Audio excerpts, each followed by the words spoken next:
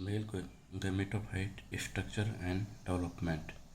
नर युग्मकोद्भिद की संरचना तथा परिवर्धन।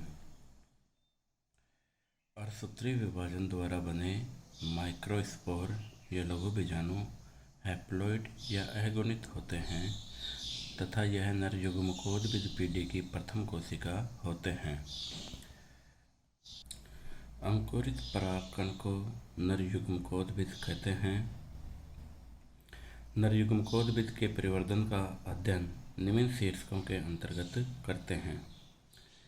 नंबर 1, लघु बीजाणु या परागकण की आकार, संख्या व बाह्य सतह। लघु बीजाणु एक कोशिकीय, एक केंद्रकीय एवं अगुणित संरचना होती है। परागकण का अध्ययन संरचना व कार्य को परागणु विज्ञान या पैलिनोलॉजी कहते हैं। परागकण एक कोशिकीय, गोलाकार या अंडाकार संरचना होती है जिसकी भित्ति द्विस्तरीय होती है। इनकी ऊपरी सतह पर दो छोटे छोटे छिद्रनुमा संरचना होती है जिन्हें जनन छिद्र कहते हैं। परागकण के अंकुरण के समय इन छिद्रों से ही अंतःचोल जनन नलिका के रूप में बाहर निकलती है। लघु बीजाणु के आवरण।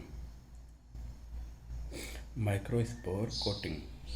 लघु बीजाणु पर दो आवरण होते हैं जिसमें ऊपर वाले को बाह्य चोल व अंदर वाले को अंतःचोल या इंटाइन कहते हैं। बाह्य चोल एक्जाइन, अंतःचोल इंटाइन। पहले बाह्य चोल के बारे में पढ़ेंगे हम। बाह्य चोल यह आवरण कठोर, खुरदरा या चिकनी सपाट सतह वाला होता है। द्विबीजपत्री पादपों में बाह्य चोल पर अनेक उभारयाती वर्दियाँ पाई जाती हैं। बाह्य चोल भी दो परतों का बना होता है, परिबाह्य चोल या सेक्साइन, अंतःबाह्य चोल नेक्साइन।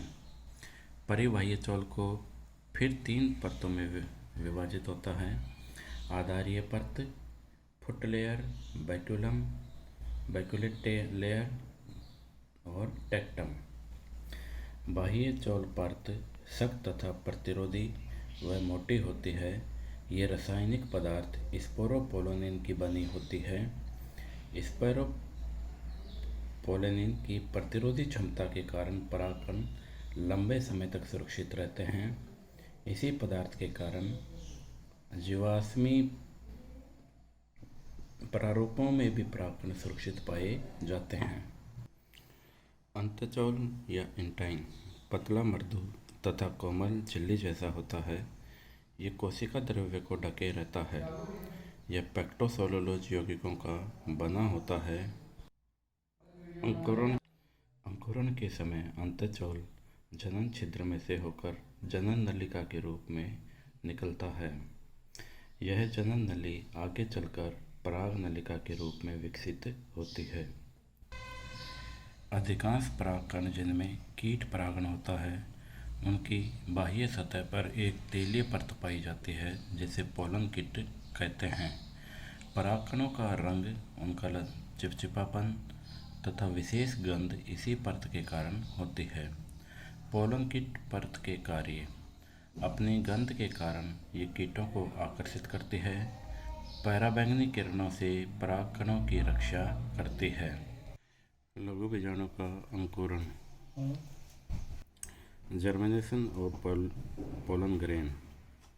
लघु बीजाणु या परागकण में सघन कोशिका द्रव्य तथा मध्य में एक केंद्रक होता है। परागण से ठीक पूर्व परागकण के आधार व आयतन में वृद्धि होती है जिसके फलस्वरूप मध्य भाग में वैक्यूलाइजेशन या रिक्तिका वहन होता है। इस वजह से केंद्रक मध्य क्षेत्र से विस्थापित होकर अंतःचोल के निकट आ जाता है। सेकंड, कायिक व जनन कोशिकाओं का बनना। Formation of vegetative and generative cells. परागकण में अनुप्रस्थ एवं समसूत्री विभाजन द्वारा 2 संतति कोशिकाएं बनती हैं। बड़ी कोशिका को कायिक कोशिका तथा छोटी कोशिका को जनन कोशिका या जनरेटिव सेल कहते हैं। कायिक कोशिका द्वारा परागनलिका तथा जनन कोशिका के विभाजन से नर युग्मक बनते हैं। प्रथम समसूत्री विभाजन के बाद परागकण की भित्ति की तरफ जनन केंद्रक बनता है। विभाजन के अंत में जनन केंद्रक एक अर्धगोलाकार भित्ति के द्वारा कायिक कोशिका से पृथक हो जाता है तथा यह संपूर्ण संरचना अब जनन कोशिका कहलाती है। परागकण के भीतर की ओर स्थित केंद्रक कायिक केंद्रक कहलाता है तथा बाद में दोनों केंद्रकों के बीच असमान अर्धगोलाकार भित्ति के कारण दो अलग अलग कोशिकाएं हो जाती हैं। कायिक कोशिका। कायिक कोशिका का केंद्रक बड़ा, गोलाकार, अनियमित तथा इसमें आरएनए प्रोटीन पर्याप्त मात्रा में होता है। जनन कोशिका।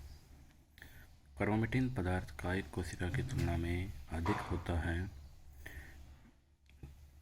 नर युग्मकों का बनना।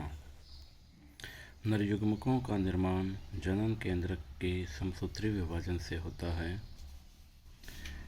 अधिकांश उदाहरणों में जनन कोशिका का विभाजन उसी समय होता है जब परागकण परागकोश में रहते हैं, परंतु कुछ पादपों में परागकण के स्वतंत्र होने के बाद जब वे वर्तिकाग्र पर पहुंच जाते हैं उस समय जनन कोशिका का विभाजन होता है। जनन कोशिका के समसूत्री विभाजन से दो अंडाकार नर युग्मक कोशिकाएं बनती हैं। आरंभिक अवस्था में दोनों कोशिकाएं आपस में संलयन या आपस में संलग्न रहती हैं, परंतु कुछ समय बाद ये अलग हो जाती हैं। इनमें थोड़ा संपर्क बना रहता है। परागणु विज्ञान या पैरेनोलॉजी। पैरेनोलॉजी शब्द हाइड तथा विलियम्स ने दिया था। परागकणों की बाह्य आकृति के अध्ययन को परागणु विज्ञान कहते हैं। भूविज्ञान, सेल विज्ञान, पूरा वनस्पति विज्ञान आदि शाखाओं के अध्ययन में परागणु विज्ञान का अध्ययन महत्वपूर्ण है। जनन रंध्र या जर्म स्पोर। परागकण की बाह्य सतह पर स्थित दुर्बल क्षेत्रों को जनन रंध्र कहते हैं। ये अंकुरण से संबंधित होते हैं। ये लंबी दरार या सूक्ष्म छिद्र के रूप में उपस्थित होते हैं। इन्हें कोल्पी या विद्रक या रंध्र भी कहते हैं। एनपीसी तंत्र, number position and characters system. परागकण की सतह पर स्थित रंध्रों की संख्या, स्थिति या लक्षणों की संरचना को एनपीसी तंत्र कहते हैं।